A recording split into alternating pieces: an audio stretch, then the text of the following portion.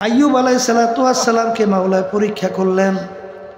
18 বছর পর্যন্ত এমন রোগ দিলেন, শরীরের গোশত পইচা গেল, শরীরের ভিতরে গোশতের ভিতরে পোকা জন্মাইয়া হাড্ডির ভিতরে কটকট করিয়া কামড়ায়।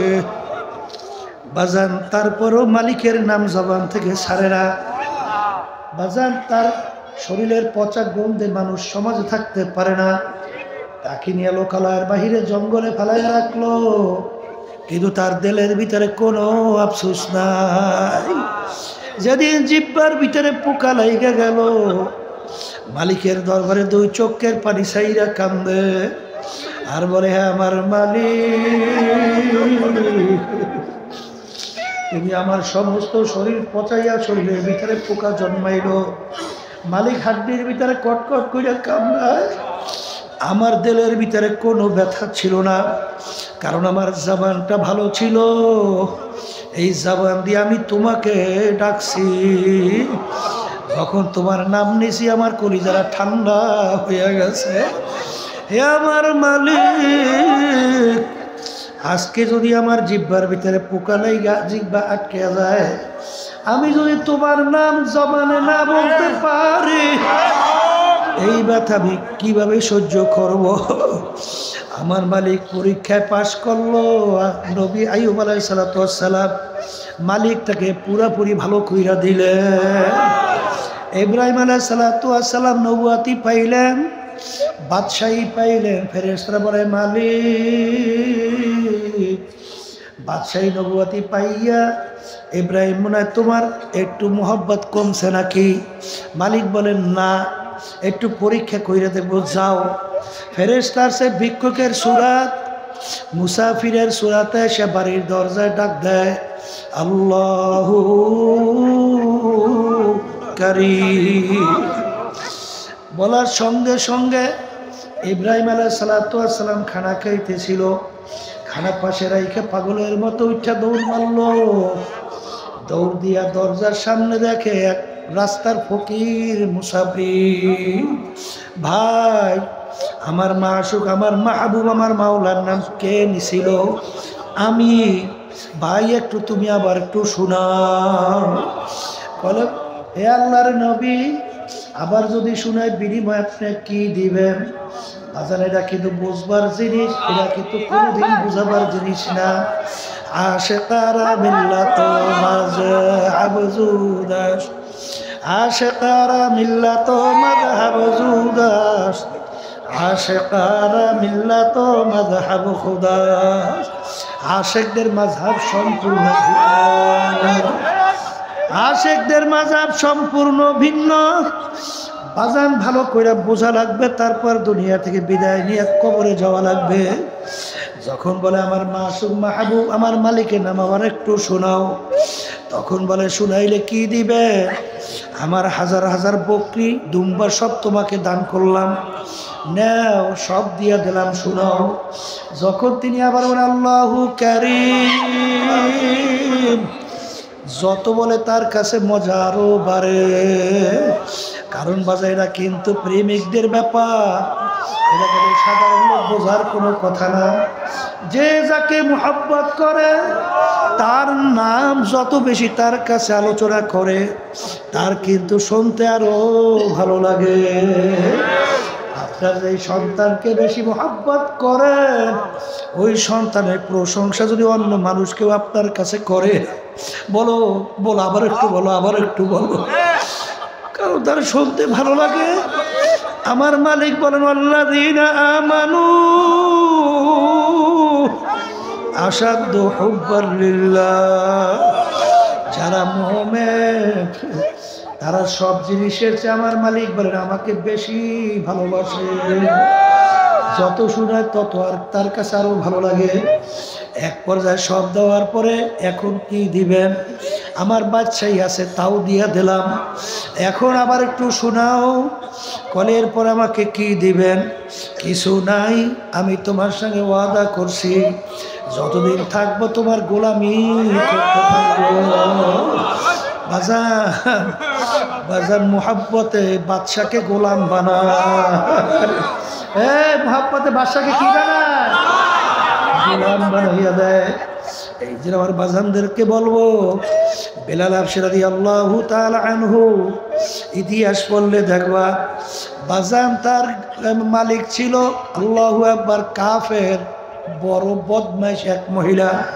তাকে এমনভাবে কষ্ট দিল বাজানে, এমনকি জ্বলন্ত আংটার ভিতরে চিত্তুর করে শোয়াইয়া বাজান পাথর দিয়া চাপা দিয়া রাখছে।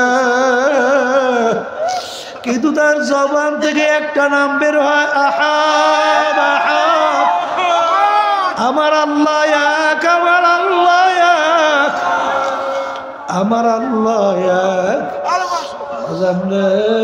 তো মালিকের নাম ছাড়ে নাই। আর আমরা মুসলমানের ঘরে জন্মগ্রহণ কইরা বাজান আমার মালিক তো বিভিন্ন টাকা দিয়ে পরীক্ষা করবে, বিভিন্ন ক্ষমতা দিয়ে পরীক্ষা করবে, বিভিন্ন সম্মান দিয়ে পরীক্ষা করবে, বিভিন্ন পদ দিয়ে পরীক্ষা করবে। পরীক্ষা দিয়ে আমার মালিক দেখবেন পরীক্ষায় টেকতে পারছে কি পারছে না। কারণ অবশ্যই অবশ্যই আমার মালিক পরীক্ষা করবেই করবে।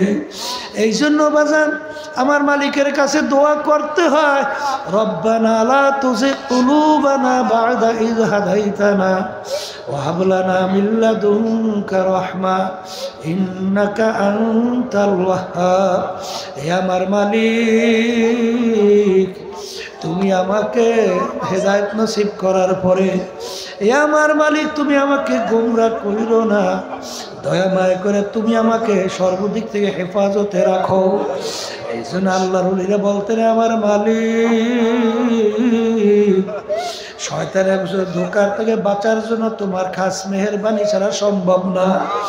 বাজানের জন্য আমার বাজানদেরকে বলবো, তাহলে মা বোনদেরকে বলবো, মুজাহিদ ভাইজান বাজানদেরকে বলবো, তাহলে মা বোনদেরকে বলবো, আমার আব্বাজান বলতেন দাদাজানের কথা উদ্ধৃতি দিয়া, সে ঠিক মতো 5 ঔষধ যদি পালন করতে পারো, আল্লাহর রহমতের উপর ভরসা করে বলতে পারি, ওই যে শয়তানের নফসের বিরুদ্ধে সার্বক্ষণিক জিহাদ, আমার দাদাজান বলতেন, আমি চ্যালেঞ্জ করে বলছি আল্লাহর ফজল করবে শয়তান এবং নফস আম্মারা তোমাদেরকে ধোকায় ফালাইতে আল্লাহর ফজলে পারবে না। বাজার যারা এনাকে ঠিক মতো ঔষধ পালন করছেন, দেখা যায় দিনের দিন তাদের ঈমান মজবুত হইতেছে। আল্লাহর ফজলে এমনি এক আমল করা তাদের জন্য সহজ হইতেছে। জোরে বলেন কথা ঠিক না বেঠিক? এই পথের প্রতীক ছাড়া এটা কাকো বোঝানো সম্ভব না রে বাজান। কারণ যাদের ভিতরে আল্লাহর ফজল করমে, আল্লাহু আকবার আল্লাহু আকবার, এই ঔষধ মাওলার জিকিরের নূর তাদের কলবের ভিতরে, যাদের সিনার ভিতরে একবার ঢুকছে বাজান, তাদের কাছে দুনিয়ার কোনো মূল্যই বলতে থাকে না। আসলে বাজান মামলা কিন্তু 2 প্রকার, একটা হলো আখিরাতের মামলা, একটা দুনিয়ার মামলা। এ দুনিয়াদার পাগল আমার বাবারা, যারা দুনিয়ার পাগল হইছো, আল্লাহ রাসূল সাল্লাল্লাহু আলাইহি ওয়াসাল্লাম দুনিয়া সম্পর্কে বলেন, আর দুনিয়া জিফাতুন ওয়া তালিবুহা কিলাব, দুনিয়া হলো একটা মরগের মতো, এর পিছনে যারা পড়বে আখিরাতের স্থায়ী জিন্দেগি ধ্বংস করবে। এ মুসলমান, যারা আল্লাহর হাবিবকে নবী হিসাবে মানো, আল্লাহর হাবিবকে নেতা মানো, আরে আল্লাহর রসুল হিসাবে মানো, তাদের কাছে আমাদের কথা, এই আল্লাহর রসুল বলেন, আর দুনিয়া জিফাতুন ওয়া তালিবুহা কিলাব, দুনিয়া হলো একটা মরগের মতো, এর পিছনে যারা পড়বে আখিরাতের স্থায়ী জিন্দেগি ধ্বংস করবে, এরা হলো দুনিয়ার কুকুরের দল।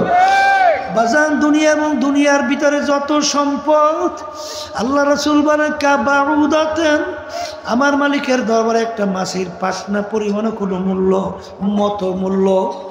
অর্থাৎ বাজার হাজার লক্ষ মাছের পাখনা একত্রিত কইরা বাজারে যদি নিয়ে যাও, বাজারের বিনিময়ে বাজারে কিন্তু কোনো মূল্যই বিক্রি হয় না, কারণ ওর কোনো মূল্যই বাজারে নাই।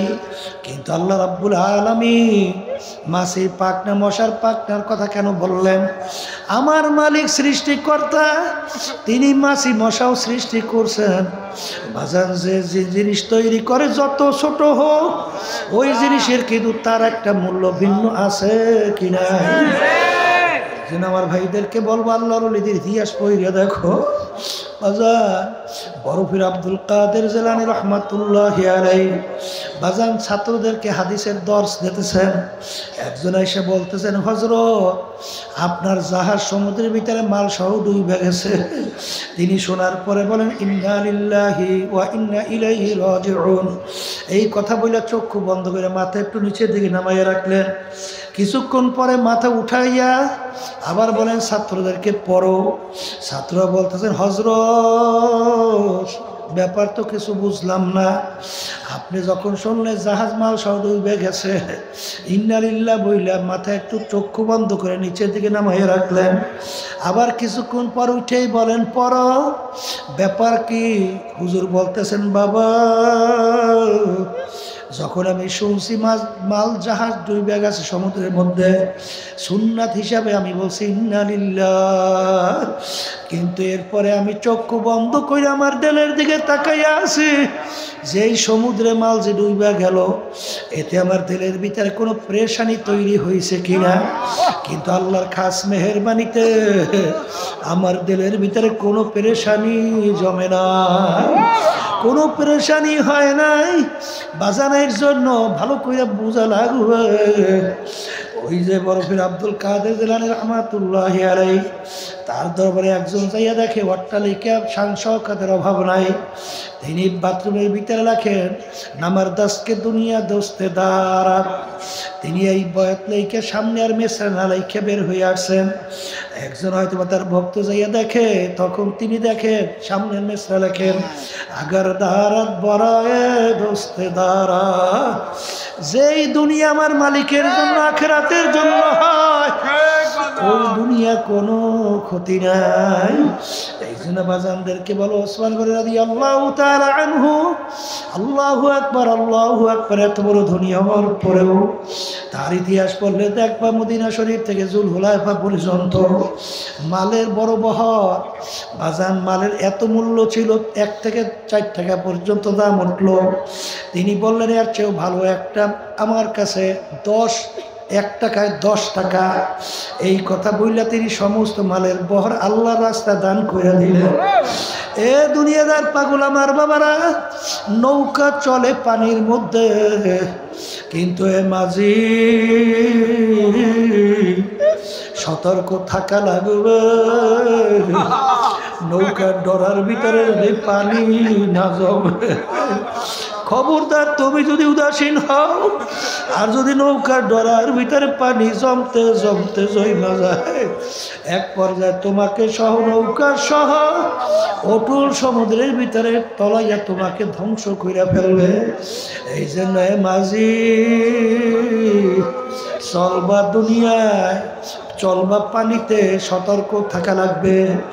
এ আখিরাতের আল্লাহর বান্দারা, পর্দা আলে মা বোনেরা, এ আখিরাতগামী নৌকার মাঝি, আমরা চলি দুনিয়ার মধ্যে, কিন্তু সতর্ক থাকা লাগবে।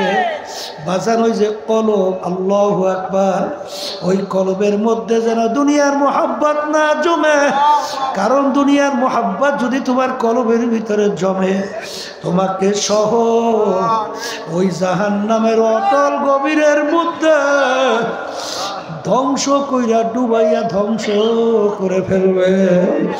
এই জন্য আমার ভাইদেরকে বলবো, পর্দা আলে মা বোনদেরকে বলবো, বাজার এই তরিকার যে 5 ঔষধ, এই যে সকাল সন্ধ্যায় বসে আমার মাওলার জেকে, এ মাঝি চলবে নৌকা নদীর মধ্যে, কিন্তু খবরদার কেউ মোহাব্বত কইরে নৌকার তলি যেন ছিদ্র না করো। যে পানি ছাড়া তো নৌকা চলে না, একটু সম্পর্ক তৈরি হোক। এক শ্রেণী আমার বাজানরা আছে, বাজান জোয়ার যেদিকে বাতাস সেদিকে, বাদাম তোলে সেদিকে। আল্লাহ আমাকে আমাদের সবাইকে মাফ করে। বাজান গ্রাম্য কথা আছে, তরকারি যে তরকারি আলু তরকারি যখন যেই মাছের সঙ্গে সেই তরকারি মিশা যায়, কিন্তু ভালো করে যাই না রাখো। হাদিসের মধ্যে আসছে যখন ফাসিকদের প্রশংসা করা হয় তখন আমার মালিকের আরো থরথর করে কাঁপতে থাকে। এই জন্য আমার বাজানদেরকে বলো, পর্দালে মা বোনদেরকে বলবো, আল্লাহ রাব্বুল আলামিন বলেন মোমেন বন্দাবান্দি কখনোই আল্লাহর দুশমন, ইসলামের দুশমন, আমার নবীর দুশমনের সঙ্গে কখনোই বন্ধুত্ব করতে পারে না। কিন্তু দেখা যায় এক শ্রেণীর আমাদের মত, আল্লাহ মাফ করবে, আলেম হইয়া জালেমদের সঙ্গে এমন বন্ধুত্ব তৈরি করে মনে হয় যেন কোনো উপায় ছিল না। কি উপায় ছিল না? হ্যাঁ, কি উপায় ছিল না? এ সব হলো দুনিয়ার মোহ। জোরে বলেন কিসের মোহ? আমার বাজানদেরকে বলবো, সাহাবায়ে কেরামদের ইতিহাস পড়ো। আমিনু কামা আমানান নাস। আমার মালিক বলে সাহাবায়ে কেরাম যেভাবে ঈমান আনছিল সেইভাবে আনো। বাজান সাহাবায়ে কেরাম ইতিহাস পড়লে দেখবা বাজান তাদের জান জীবন যাইতে রাজি, কিন্তু অন্যায় প্রতিবাদে ছেলের সঙ্গে আপোষ করে না। জয় বলো, ভুল বলছি না ঠিক বলছি? আবু বকর সিদ্দিক রাদিয়াল্লাহু তাআলা আনহু তিনি যখন ইসলাম গ্রহণ করলেন, ইসলামের পক্ষে যুদ্ধ করে, ছেলে তখন মুসলমান হয় নাই, ছেলে কাফেরের পক্ষে যুদ্ধ করে পরবর্তীতে মুসলমান হয়ে গেল। ছেলে বলতেছেন, আব্বা অমুক যুদ্ধে এমন কায়দে আপনি আমার সামনে পড়ছিলেন, আমি ইচ্ছা করলে আপনাকে কতল করতে পারতাম, কিন্তু যেহেতু আপনি আমার আব্বা এর জন্য আপনাকে আমি কতল করি নাই। তখন আবু বকর সিদ্দিক রাদিয়াল্লাহু তাআলা আনহু বলে, বাবা আমি খোদার কসম করে বলছি, ওই সময় যদি তুমি আমার সামনে পড়তে সঙ্গে সঙ্গে ছুরি দিয়া তোমার দুই মাথাকে দ্বিখণ্ডিত করে ফেলতাম। কারণ কি, তখন তুমি আমার আল্লাহর শত্রু, তখন তুমি আমার নবীর শত্রু, আল্লাহর নবীর শত্রু, তখন তুমি মুসলমানদের শত্রু, তখন তুমি আমারও শত্রু। এর নাম হলো ঈমান। বলেন, এর নাম হলো ঈমান। আমিনু কামা আমানান নাস। সাহাবায়ে কেরাম যেভাবে ঈমান আনছিল সেইভাবে তোমরা ঈমান আনো। বাজার সাহাবায়ে কেরামদের জামাতের ইতিহাস পড়লে দেখবা বাদশার দরবারে সবচেয়ে ওই দেশের ভিতরে খারাপ ঘৃণা ছিল খাওয়ার পরে প্লেট পরিষ্কার করে খাওয়া। বাজার ওদিকে সাহাবায়ে কেরামরা কি খাওয়ার পরে প্লেট পরিষ্কার করে খায় কি খায় না? এটা সুন্নাত না? বাজার বাদশাহ অনুরোধ করলো যে হযরত আমরা তো জানি খাওয়ার পর আপনার প্লেট পরিষ্কার করিয়া খান, এটা আমার কাছে সবচেয়ে ঘৃণিত কাজ। বর্তমানে এক শ্রেণীর বাইর হয়েছে, আল্লাহ মাফ করুক, প্রধানমন্ত্রীর সঙ্গে দেখা করতে যায়, ওদিকে নামাজের সময় যায়, ওদিকে নামাজ পড়তে ওঠে না। আল্লাহ আমাকে আমাদের সবাইকে মাফ করে। বাজান তখন বিভিন্ন কায়দায় দুনিয়ার মোহে পইরা বাজান কওমি জননী উপাধি দিতেও ভুল করে না। বাজান বেপর্দা মহিলাদেরকে নিয়ে এক মজলিসের মধ্যে বাজান আল্লাহর হুকুম, পর্দা ফরজ আমি করছি না, আল্লাহ করছে। জোরে বলো, কে করছে? এই কপাল পোড়ারা ভালো কইরা বোঝো, আরে এই দুনিয়ার মোহে আলু তরকারি হইছ, আরে এই ঈমান নিয়া আল্লাহর দরবারে টেকা যাবে না। অবশ্যই অবশ্যই পরীক্ষা করবই করব। এ কপাল পোড়ারা কিসের জন্য কি করতে আসো, কোথায় যাইতেছো? বাজার সম্মান দেওয়ার মালিক আল্লাহ, রিজিক দেওয়ার মালিক। তুমি যদি পদক্ষেপ নিতে পারো ওয়াল্লাযীনা জাহাদু ফীনা লানাহদিয়ান্নাহুম সুবুলানা, আমার মালিক ওয়াদা করছেন তোমাদের জন্য যত বিপদ আসুক একটা দুইটা না বহুত রাস্তা আমি খুইলা দেব। ওই যে কথা বলছিল আব্বাজান রহমাতুল্লাহ আলাইহি, তিনি যখন বিয়ার মজলিস থেকে উঠে গেলেন, বাজান নানা ছিল বড় মেয়া, বড় রাগী মানুষ। বাজান তিনি তো সমাজের ভিতরে অপমান হয়েছেন, নিয়ম কি আর বিবাহ থাকবেই না। আগে তো ঠুনকা টুনকে ব্যাপারে বিবাহ ভেঙে যাইত, কিন্তু সে করছে আল্লাহর জন্য। আল্লাহ তার জন্য রাস্তা খুইলা এখন নানা এসে আব্বাজানকে অনুরোধ করে, দুলা মিয়া ওরা বোঝে নাই, আপনি মাফ কইরা সম্মান চাও তোমার মালিকের কাছে চাও। এ চরমুনার মুজাহিদ, চরমুনার মুজাহিদদের বলতে গেলে কষ্টের কোনো শেষ নাই। এখানে বাজার নিজের পকেটের পয়সা খরচ করা লাগে, আরে কত কষ্ট, আরে কত কেস কামারি, অনেক সময় মারে, কত গালি দেয়, কিন্তু বাজার এত কষ্ট করার পরেও আল্লাহু আকবার, আরে এই খাতায় নাম লেখাইয়া এমন কোনো কাজ কইল না যেই কাজের মাধ্যমে আল্লাহর কুতুবেরা জানো দিলে কষ্ট না পায়। আরে ওই শুনছিলাম আল্লাহু আকবার, আল্লাহু আকবার। আমার আব্বাজান বলতেন, বাজার যখন কোনো জায়গায় যাই, যদি লোকেরা বলে হুজুর এই আল্লাহর বান্দা এমন এক আল্লাহর বান্দা, মানুষকে যাইয়া পাও ধরে, ভাই নামাজ পড়ো, রোজা রাখো, আমার মালিকের হুকুম অনুযায়ী চলো, বাজান হারাম থেকে বাঁচো, মিথ্যা থেকে বাঁচো। আর এরকম পাও ধইরা ধইরা জাকিরিন বানাবার চেষ্টা করে, আরে ওর ঠিক মতো মনে হয় ঘুমও হয় না, কিভাবে একটা আল্লাহর বান্দাকে কিভাবে নামাজি বানাবে। এই ক্ষেত্রে যে আমার আব্বাজান বলতেন, চরমুনার মুজাহিদ পাল্লা ঘুঘু, পাল্লা ঘুঘু দিয়া বন্যা ঘুঘু ধরা লাগবে। আল্লাহর ফজল করমে বাজার অনেক মুজাহিদ। এই সেদিনকার ওই সফরের আগে, গত সফরের আগের সফরে আমি গেছিলাম সিলেট, এক যুবক আমার সামনে এসে বলে, হুজুর চরমনায়ের মুজাহিদরা আমাকে চরমনায় যাওয়ার জন্য দাওয়াত দিছে। হুজুর আমি যাই নাই, গত ফাল্গুনে আল্লাহ আমাকে নিছিল, হুজুর নেওয়ার পরে এই প্রথম আমি নামাজ পড়া শুরু করছি। আরে আল্লাহর বান্দার আমাদের আমলের ত্রুটির কোনো শেষ নাই, কিন্তু এক আল্লাহর বান্দাকে দাওয়াতের মাধ্যমে আল্লাহর বান্দীদেরকে যদি নামাজি বানাইতে পারো, দিনদার বানাইতে পারো, তার মাধ্যমে আর একজন, তার মাধ্যমে আর একজন, এরকম কিয়ামত পর্যন্ত সিলসিলা ওয়ারি দাওয়াত যদি জারি থাকে, আর যত মানুষ নামাজি হবে, দিনদার হবে, যত তারা নেক কাজ করবে, আল্লাহর ফজল করমে একটা অংশ তোমার আমল নামা কিয়ামত পর্যন্ত জমা হইতে থাকবে। বাজার আমাদের আমলের ভিতরে ত্রুটির কোনো শেষ নাই। অনেক আল্লাহর বান্দাদের এই কথা অনুযায়ী আল্লাহর ফজল করমে পাগলের মতো চেষ্টা করে, আর এক শ্রেণীর কই তেমন শীত গরম নাই, আমাদের কাছে বলে হুজুর আগের সে কাজের গতি কমছে। কারণ কি কলে, হুজুর অমুকের সাথে বাজাবাজি, অমুকের সুবিধা সুবিধা। তুমি কি কোনো ব্যক্তির জন্য কাজ করেন, আল্লাহর জন্য? কে কি বললো দরকার নাই, কে কি করলো তাও দরকার নাই। আমি ইখলাস নিয়ে হিম্মত বুলন্দ কইরা আমি আল্লাহকে রাজি খুশির উদ্দেশ্যে আল্লাহর বান্দা বান্দীদেরকে দাওয়াত দিয়া তারপর দিনের পথে আনার চেষ্টা করতেই থাকবো।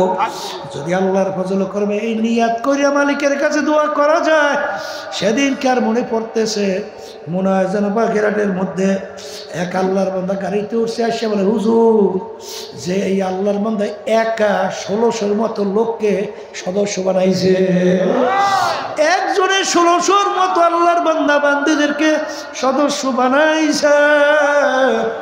শোনার পরে খুশি লাগে না কষ্ট লাগে?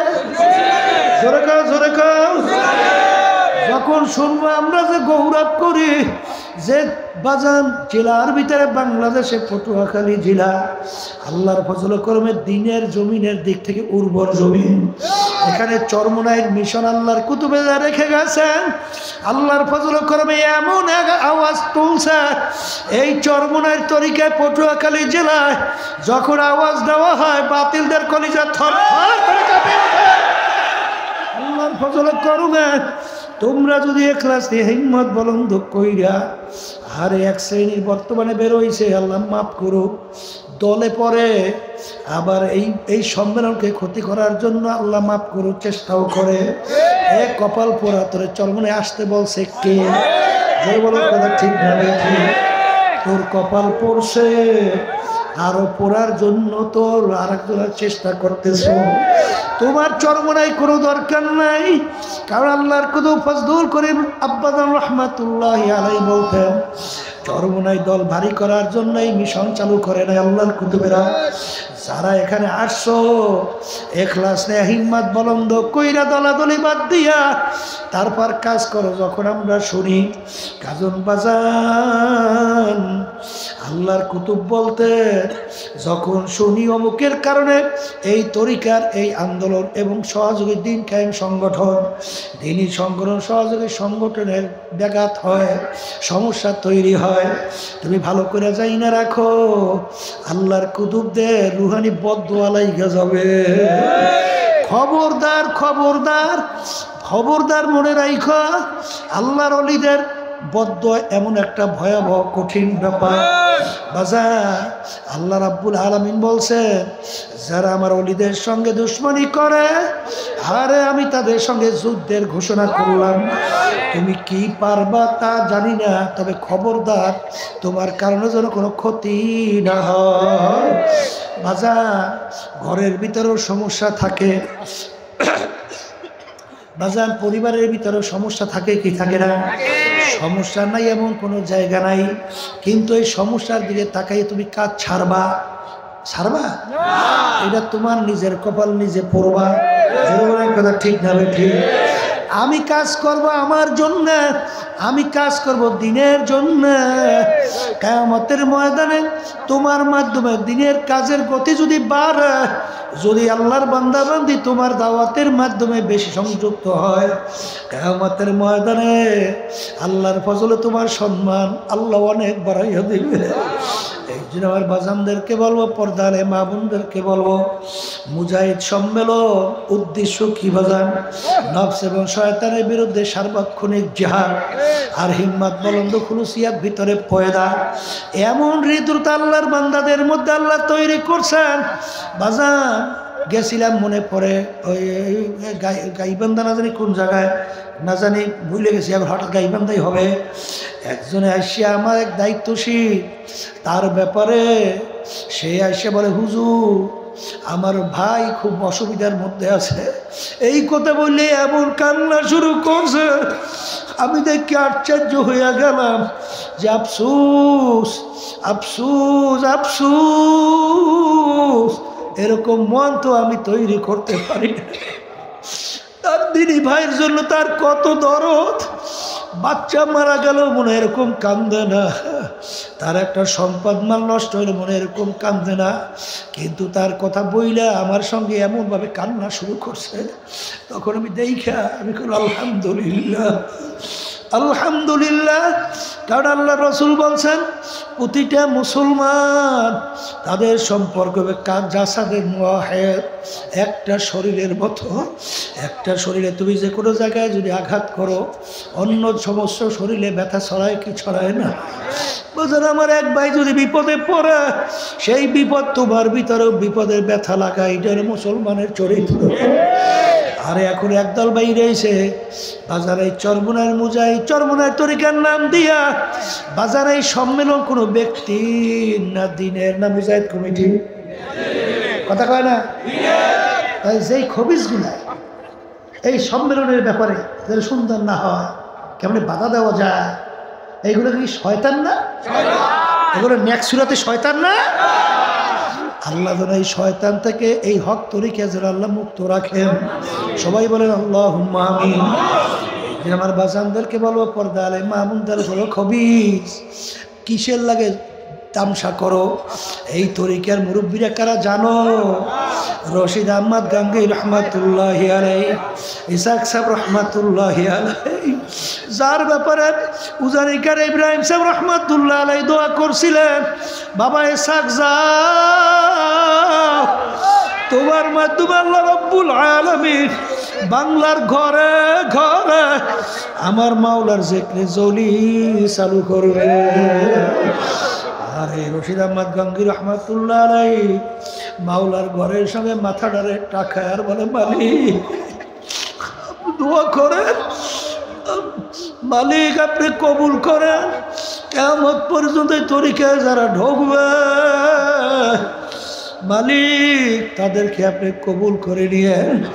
তারপর আল্লাহর কুতুব বলতেছে, তোমরা বলো আলহামদুলিল্লাহ, আল্লাহ রাব্বুল আলামিন কবুল করে নেছে। এই জন্য আমার বাজানদেরকে বলো, খবরদার বাজান, তোমাদেরকে চরমনাইতে কেউ জোর করিয়া ঢুকায় না। আরে চরমনাইতে আইসে তরিকায় আইসা তোমার মাধ্যমে যেন খোদা না খাসা তরিকার কোনো ক্ষতি না হয়। ব্যক্তি সমস্যা থাকতেই পারে, এই জন্য তুমি কাজের ক্ষতি করবা, সংগঠনের ক্ষতি করবা, এইটা কিন্তু আল্লাহর কুতুবদের এই তরিকার বদদোয়াকে দুর্বানি লাগিয়ে যাবে। খুব সতর্ক অবস্থায় পাবার খবরদার, যদি ভালো না লাগো চলে যাও, কোনো সমস্যা নাই, কিন্তু ঝামেলা করবা না। আর এক শ্রেণী আমার মুজাহিদ বাবারা আছে, এক শ্রেণী আমার আন্দোলনের বাবারা আছে, এক শ্রেণী আমার সহযোগী সংগঠনের বাবারা আছে, দলে পড়িয়া যায়।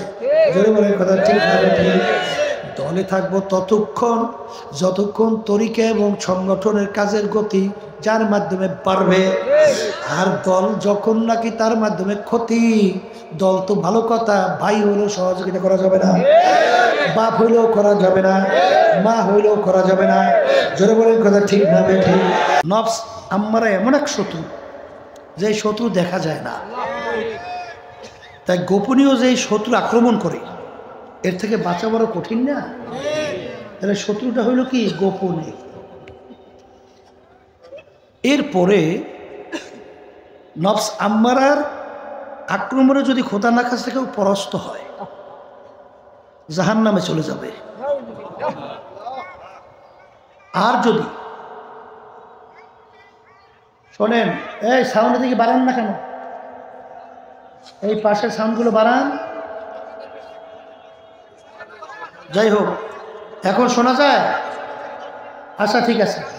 কি যে এগুলো রয়েছে আমি বুঝলাম না। সে আর হাত দিও না, যেরকম আছে থাকুক, আর মেশিন হাত দেওয়ার দরকার নেই।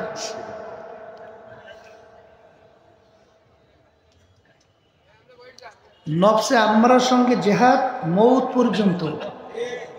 কথা বলে না? কোন পর্যন্ত? তাহলে যেই জেহাদটা চলমান একেবারে মৃত্যু পর্যন্ত, সেই জেহাদটা ওই জেহাদের চেয়ে বড়। আর নফস আম্মারা গোপন শত্রু, সেদিক থেকে বড়। আর নফসে আম্মারার জেহাদে কেউ যদি ঠকে, জাহান্নাম, সেদিক থেকে বড়। কথা ঠিক না ঠিক? এই জন্য কিতাবের ভিতরে আসছে, মান আরাফা নাফসাহু ফাকাদ আরাফা রাব্বাহ। যেই আল্লাহর বান্দাবান্দি নিজের নফসের পরিচয় লাভ করতে পারছে, সে আল্লাহর পরিচয় লাভ করতে পারছে। এই জন্য আপনারা জানেন, শোনেন, নফস তিন প্রকার। একটা হলো নফসে আম্মারা, আর একটা হলো নফসে লাওয়ামা, আর একটা নফসের নাম হলো নফসে মুতমাইন্না। নফসে আম্মারা বলা হয় সব সময় গুনার দিকে ঝোঁক, গুনাহ করতে ভালো লাগে, নেক কাজ করতে ভালো লাগে না। এই নফসটার নাম কি? এরপরে এই যে মুজাহিদ কমিটি আল্লাহর কুতুবেরা তৈরি করে গেছে, সার্বক্ষণিক নফস এবং শয়তানের বিরুদ্ধে জেহাদ। এখন জেহাদ করতে হইলে এই সামানাদি লাগবে না? এই জন্য এই তরিকার 5টা ঔষধ আল্লাহর কুতুবেরা রেখে গেছেন। এক নম্বর ঔষধ হলো সকাল সন্ধ্যায় বসে আল্লাহর জিকির করা। আল্লাহর জিকির করলে কি হয়? আল্লাহ রাসূল সাল্লাল্লাহু আলাইহি ওয়াসাল্লাম বলছেন, আশ-শায়তানু জাসিমুন আলা কলবি বানি আদম ফাইদা যাকারাল্লাহ খামাসা ওয়া ইদা গাফালা ওয়াসওয়াসা। প্রত্যেকটা বনি আদমের কলবের ভিতরে শয়তান মজবুত হইয়া বসে। বসে করে কি? ওয়াসওয়াসা দেয়। ওয়াসওয়াসা দিয়া বান্দাবান্দিকে কোথায় নেয়? যখন আল্লাহর বান্দাবান্দি আল্লাহর জিকির করে, আল্লাহ রাসূল সাল্লাল্লাহু আলাইহি ওয়াসাল্লাম বলে, ওই জাকিরিনের কলবের ভিতরে শয়তান থাকতে পারে না। তাহলে কি এই ঔষধ পালন করা লাগবে? একটু আস্তে লাগবে। আল্লাহ কবুল করুন। আচ্ছা, এরপরে আপনার মুজাহাদার মাধ্যমে দেখবেন আমাদের যে তরিকার সবক আদায় করার প্রথমেই মৌতের মুরাকাবা আছে না? আছে। আচ্ছা, মৌতের মুরাকাবা যত বেশি করা যায় তত আল্লাহর ফজল করমে নফস আম্মারা দমন হয় আর কলব সতেজ হয়। দুনিয়াদারদের থিওরি আর ইসলামের থিওরি কিন্তু সম্পূর্ণ দিনাত রাত্রের মতো পার্থক্য। হাদিসের ভিতরে আল্লাহ রাসূল সাল্লাল্লাহু আলাইহি ওয়াসাল্লাম বলছেন, দৈনিক কমপক্ষে যদি 10 বার না 20 বার মৌতের জিকির করতে পারো, স্মরণ করতে পারো, মুরাকাবা করতে পারো, শহীদি দরজা পাইয়া বিনা হিসাবে বেহেশতে যাইতে পারো। আর দুনিয়াদারদের থিওরি হলো মানুষের যেন মৃত্যুর কথা স্মরণ না আসে। কেন? তাহলে এনার্জি নষ্ট হয়। কি নষ্ট হয়? দেখবেন বিমানের ভিতরে মানুষের সবচেয়ে মৃত্যুর কথা বেশি স্মরণ হয় না? ওখানে সুন্দরী সুন্দরী মেয়েদেরকে খাদামা হিসেবে নিযুক্ত করছে, চিত্ত বিনোদন, মানে ওদিকে আকর্ষণের মাধ্যমে যেন মৃত্যুর কথা স্মরণ না আসে, এনার্জি নষ্ট হয়। আর ইসলামের থিওরি হলো 20 বার মৌতে স্মরণ করলে শহীদি দরজা পাইয়া কলব সতেজ হয়ে বেহেশতে যায়। কথা ঠিক কিনা? তাহলে মৌতের মুরাকাবা বেশি বেশি করলে নফস আম্মারা কি হয়? দমন হয়। কথা ঠিক না? ঠিক। আচ্ছা, এই যে মুজাহিদ কমিটি আল্লাহ কুতুবরা করে গেছেন, এর মূল উদ্দেশ্য চলমনের তরিকার দুইটা। একটা হলো হিম্মত বলন্দ, আর একটা খুলুসিয়ার ভিতরে পয়দা। হিম্মত বলন্দ, অমুকে পারে আমি কেন পারবো না? বলেন বলেন, অমুকে পারে আমি কেন পারবো না? এই নাম হলো হিম্মত বলন্দ। আর খুলুসিয়াত ভিতরে পয়দা মানি ইবাদত কবুল হওয়ার জন্যে যেই ইবাদতের সাথে ইখলাস জড়িত না থাকবে, সেই ইবাদত যত পরিমাণ বেশি হোক কবুল হবে না। আর যেই ইবাদত অল্প হবে তার সাথে ইখলাস জড়িত থাকবে, সেটা কবুল হবে। কথা ঠিক না? ঠিক। এই জন্য আপনার দ্বিতীয় নম্বরে বলছিলাম ইখলাস ভিতরে পয়দা করা। কথা ঠিক কিনা? অনেকের কিন্তু আল্লাহর জিকির করতে মন চায় না, মন না চাইলেও জোর কইরা করা, বুঝলেন? ওই যে খুলনার ইসমাইল সাহেব রহমাতুল্লাহি আলাইহি, তার যে তালিম হালকার ভিতরে এক আল্লাহর বান্দা ছিল, বহু দূর থেকে আসতো, মুরব্বী, ঠিক মতো হাঁটতেও জানতো না, পারতো না, শক্তি নেই, কিন্তু তারপর রাস্তার ভিতরে কিছু দূর হাইটা আবার একটু জিরাইয়া আবার হাঁটতো। হুজুর বলতেছিলেন যে আপনি তো এখন অসুস্থ, এখন আপনার তালিম হালকা সাপ্তাহিক দরকার। তখন তিনি বলছিলেন, হুজুর দাদাজানের কথা বলছিলেন, না জানি আব্বাজানের কথা বলার স্মরণ নাই, যে হুজুর বলছেন যে 1 সপ্তাহ থেকে আর 1 সপ্তাহ তুমি যখন তালিম হালকায় যাবা তখন তুমি তলেব ইলম। কেন হালকার ভিতরে তালিম দেওয়া হয় না, মাসালা শিক্ষা দেওয়া হয় না, নামাজ কিভাবে পড়তে হয় শিক্ষা দেওয়া হয় না, কি হয় না, হয় না? তাহলে তুমি এলম দিয়েই শিখতেছো, তাহলে তুমি তলেবে এলেম। আর তলেবে এলেম শেখা অবস্থায় দুনিয়া থেকে যদি বিদায় হও, শহীদি দরজা পাইয়া বিনা হিসেবে বেহেশতে যাওয়া। তা আমি চাই আল্লাহ যেন আমাকে শহীদের মর্তবা দান করে। আল্লাহু আকবার। মান জাদ্দা ওয়াজাদা, যে যেই জিনিস তালাশ করে চায় পায়ও, কথা ঠিক না? সেই আল্লাহর বান্দার কথাই মনে করে স্মরণ করছে, বা আরো যে তারিখ কথা হবে, তার মৌতের পূর্ব মুহূর্তে শুনছি বলে টিনের ফাঁক থেকে একটা আলোর মতো আইসা তার মুখের ভিতরে পড়ছে। ইন্তেকালের পরে তার ওই চেহারায় যে আলো আইসা পড়ছে, চেহারা চকচক চকচক করতেছে। শোনেন, এই জাকিরিন যে মৌত ইমান সহকারে হয়, এত হাজার হাজার লক্ষ লক্ষ ঘটনা, ঠিক না? ওই যে খুলনার ঘটনা ইসমাইল শামসুর রহমাতুল্লাহ বলছে, আব্বাজানের মুখে শুনছি যে সেখানে তার মেয়ে এবং জামাই আসছে, শ্বশুরের অসুস্থ শুইনিয়া জামাই আসছে, মেয়েও আসছে, আব্বা অসুস্থ। এখন ফজরে আগে আগে অসুস্থতা বাইরে গেছে বেশি। এক পর্যায়ে সে জামাইকে ডাক দিয়ে উঠাইতেছে, দুলা মেয়ে ওঠে, আজান দেন, দেখে যে চোখে চাঁদে হয়ে গেছে। আজান শুনে আমি আমার মালিকের দাওয়াত। আল্লাহু আকবার। দেখেন পালাটা বুঝে।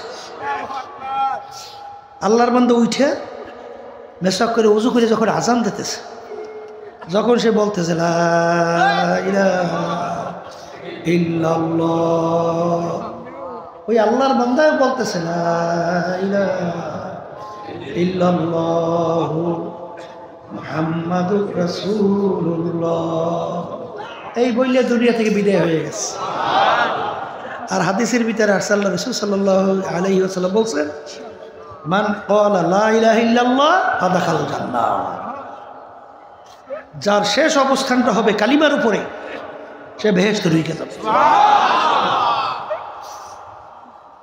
তাহলে আমি যেই কথা বলতে চাইছিলাম, শোনেন, আল্লাহ রাব্বুল আলামিন বলছেন কিয়ামতের ময়দানে আমল নামা দাড়ি পাল্লায় কি দেবে? নেকের পাল্লা ভারী, যান বেহেশতের ভিতরে আল্লাহ জায়গা দেবে, ঠিক না? আর নেকের পাল্লা হালকা, গুনার পাল্লা ভারী, কথা ঠিক? এই নেকের পাল্লা ভারী আর গুনার থেকে বাঁচার জন্যই এই মুজাহিদ কমিটি এবং এই তরিকা, কথা ঠিক না? পরীক্ষা করে দেখেন, আল্লাহর আমাদের পটুয়াখালী জেলা তো মাশাআল্লাহ আল্লাহর কুতুবদের দাওয়া বাংলাদেশে উল্লেখযোগ্য। পটুয়াখালী জেলা আমরা আল্লাহর আমাদের গর্ব করি বিভিন্ন জায়গায়। আল্লাহর কুতুবদের দাওয়া পটুয়াখালী জেলায় যত গ্রহণ করছে, বাংলাদেশে বিরল জেলা, এত সুন্দর, এত দিনের পক্ষে তাদের আন্তরিকতা, এরা কিন্তু অন্য অন্য জেলায় তেমন একটা দেখা যায় না। আজকে সম্মেলন দেখেন পঙ্ক পালের মতো, ঘরবাড়ি সব ফালাইয়া পাগলের মতো নিজেদের খরচ করিয়া, আবার এই সম্মেলন বাস্তবায়নের জন্য সহযোগিতা করিয়া, আবার এখানে এসে আবার সহযোগিতা। আল্লাহু আকবার। আল্লাহ আপনি কবুল করে নেন, আপনার খাস বান্দা হিসেবে কবুল করে নেন। আল্লাহ কিয়ামতের ময়দানে আমল নামা যখন আমাদের মাপ দেওয়া হবে, আমাদের নেকের পাল্লা আল্লাহ ভারী করে দিই। আল্লাহ, এই যে মুজাহাদা না থাকলে কোনোদিন সে নেকের কাজ করতে পারে? গুনার থেকে ফিরতে পারে? পারা সম্ভব না। কেউ কোনোদিন পারে নাই, কোনোদিন পারবে না, কোনোদিন পারবে না, কোনোদিন পারেও নাই। তাই যেই কথা বলতে চাইছিলাম, যে যখন নাকি আপনার নফসের সঙ্গে জেহাদ করবেন, করতে করতে এক পর্যায়ে ওই নফসটা নফসের লাউয়ামায় পরিণত হয়ে যায়। নফসের লাউয়ামা বলা হয় গুনাহ করার সময় চুপ থাকে, হওয়ার পরে ভিতরে আফসোস তৈরি হয়, গুনাহটা কেন করলাম, করলাম, ঠিক না? এরকম হয় না? এই নফসটা কোন নফস? এরপরে মুজাহাদার মাধ্যমে মৌতের মুরাকাবা, কুরআনুল কারীম তেলাওয়াত, সাদিকিন বান্দাদের সংস্পর্শে যাওয়া আসার কারণে আল্লাহর ফজলে নফস পরিবর্তন হইয়া এক পর্যায়ে মুতমাইন্নায় পৌঁছে দেয়। আর নফসে মুতমাইন্না কাকে বলে? নেক করতে পারে, গুনাহ ছাড়তে পারে। বলে নেকের কাজ করতে পারে, গুনার কাজ ছাড়তে পারে। কথা ঠিক না ঠিক? এই পথে চলার পরে বুঝতে পারবেন যে কেমনে নেক কাজ করতে পারেন আর কেমনে গুনাহ ছাড়তে পারেন। এই পথে না চলা পর্যন্ত বুঝানো সম্ভব না। কেমনে পারে? এই আব্বাজানের কথা শুনছিলাম, তার বিবাহের সময় নওশা এই স্টেজে বসা, বুঝেন নাই? তখন তার শালীরা তখন তেমন একটা বড় বলে হয় নাই, ফুলের মালা নিয়ে আসছে গলায় দেবে। ওই মজলিসের ভিতরে উঠে বের হয়ে গেছে। আল্লাহ বেজার হবে, আল্লাহ কি হবে? বেজার হবে। বের হয়ে চলে আসছে। কয়জনে পারবেন? পারবেন কয়জনে? পারবেন? শোনেন, আমরা অনেক সময় আল্লাহর কুতুবের সিদ্ধান্তের ব্যাপারে নিজেরাও চিন্তা করতাম, সব গেল একদিকে, আর আল্লাহর কুতুব একলা দ্বারাই রয়েছে একেবারে মজবুত হয়ে ব্যাপারটা।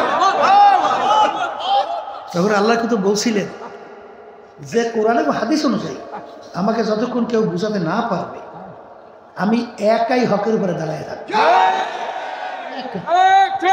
আমার যদি ছেলে সন্তানও না থাকে তাতেও আমার কিছু আসে যায় না, কারণ আমি ফজলুল করিম চিন্তা ভাবনা করে দেখছি, আমার কবরে আমি যাব, আমার কবরে প্রশ্নের উত্তর আমিই দেব, আমার কবরে প্রশ্নের উত্তর তোমরা কেউ দিতে পারবে না। আমি জানি যে তোমরা আমাকে অনেকে এত মহব্বত করো, অনেক সময় আমার কথায় জান দেওয়ার জন্য প্রস্তুত হইতে পারো, কিন্তু আমি ফজলুল করিম দুনিয়া থেকে বিদায় নিয়ে কবরে যাওয়ার পরে ফুলের মালা একটার পর একটা গাইতে যদি আমার কবর ভইরে রাখো, আর আল্লাহ যদি আমাকে মাফ না করে, ওই ফুলের মালা আমার কিছু আসে যায়। কুরআন মুজাহিদে মনে আছে তো? এরপরে তোমরা যদি জুতার মালা একটার পর একটা গাইথা তোমরা আবার কবর ভইরে রাখো, আর আল্লাহ যদি আমাকে কবরে মাফ করিয়ে দেয়, ওই জুতার মালা আমার কিছু আসে যায় না। কথা ঠিক কিনা? আসলে আমরা মুসলমানের ঘরে অনেকে জন্মগ্রহণ করছি ঠিক, কিন্তু অনেকে আছি বিভিন্ন কাজে নামের মুসলমান, কামের মুসলমানের সংখ্যা কিন্তু কমে যাইতেছে। এই কথা কি ঠিক কিনা? ওদিকে মুসলমান শব্দের অর্থ আমরা যখন বলি আত্মসমর্পণ, কি আরবি শব্দ না, বাংলা অর্থ কি? আত্মসমর্পণ। আর ইংরেজি কয় সারেন্ডার। কবি এক কথা যে বুঝাতে যেয়ে বলছিলেন, মুসলমানি বুয়াদ গর্দান নেহাদান এনানে খুদ বাদাস্তে খাজাদাদান। মুসলমান বলা হয় ঘোড়া যখন মুখের ভিতরে লাগাম লাগাইয়া সওয়ারি হাতে লাগাম ছেড়ে দেয়, ঘোড়ার নিজের ব্যক্তিগত বুদ্ধি চালাকি শক্তি আর চলে না। ঠিক আমরা যারা কালিমা পড়ছি, এখন আমাদের বুদ্ধি শক্তি চালাকি আর চলবে না। আল্লাহ এবং আল্লাহর রাসূল ব্যক্তিগত জীবন, পারিবারিক জীবন, এই সামাজিক জীবন, ব্যবসা ক্ষেত্রে, রাজনৈতিক জীবনে, আন্তর্জাতিক জীবনে, সুরাত সিরাতে, পোশাকাদিতে যেভাবে চলতে বলছেন, চালাতে বলছেন, সেইভাবে চালাবার নামই হলো মুসলমান। এখানে কোনো বুদ্ধিমানী চলে না। যদি কেউ বুদ্ধিমানী করছে কি ধ্বংস। কারণ শরীয়ত কি সব তোমার আমার মেধায় ধরে? যেমন নাকি আমরা মোটা চামড়ার মোজা পরি, মোটা চামড়ার মোজা, ঠিক কিনা? এই শীতের মধ্যে পরে না, তখন মাসে করে কি করে না, কি পায়ের নিচে করে না উপরে করে? কিন্তু আপনারা জ্ঞান বলে কি, হাঁটলাম পায়ের নিচ দিয়ে, পাড়া দিলাম পায়ের নিচ দিয়ে, মাসে করলে করা লাগে কোন জায়গায়? নিচে না। কিন্তু শরীয়ত বলছে কোন জায়গায় করে? কথা বলেন না, উপরে। এইটা বিনা কিলোকালে মাইনা নেওয়ার নামই হলো মুসলমান। কথা ঠিক কিনা? এর জন্য আমার ভাইদেরকে বলো মুজাহিদ। আলহামদুলিল্লাহ আজকে সারা বাংলাদেশের ভিতরে মাশাআল্লাহ আল্লাহর কুতুবদের ইখলাসের কারণে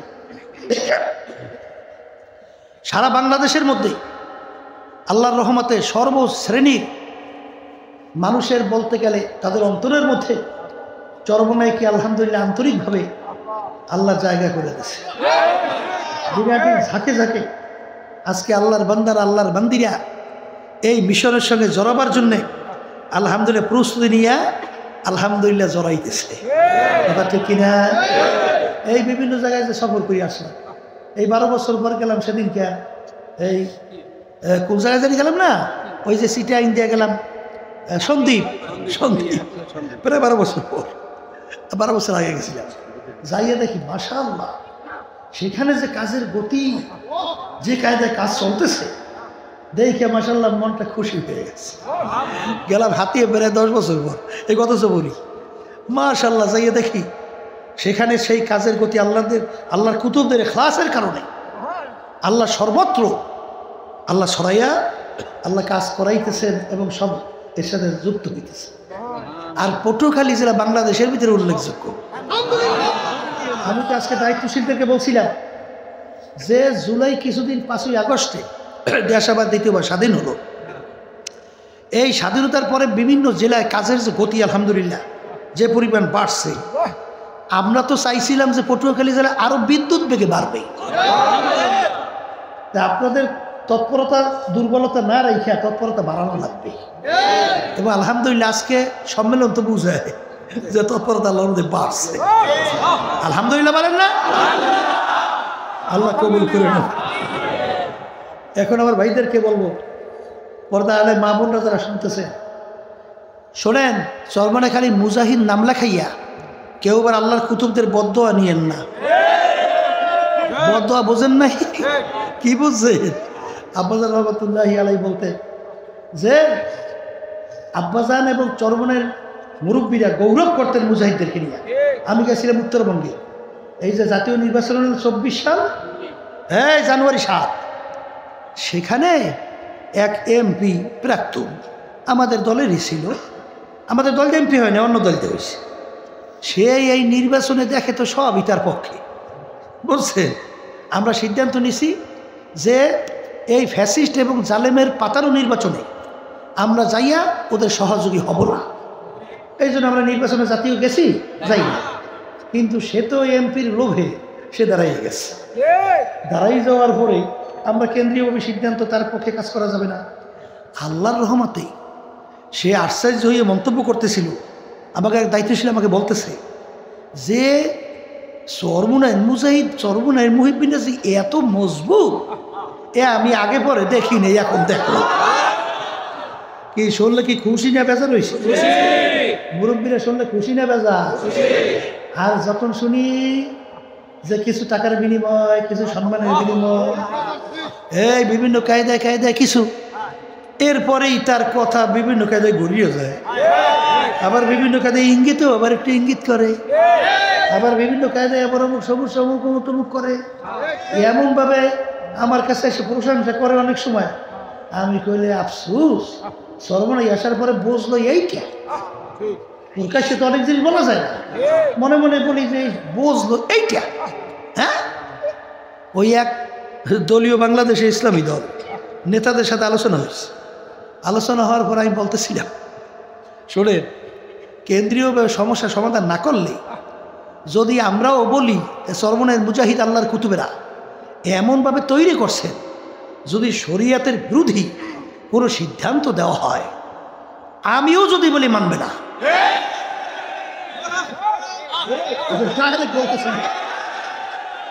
আমিও বললে মানবে না।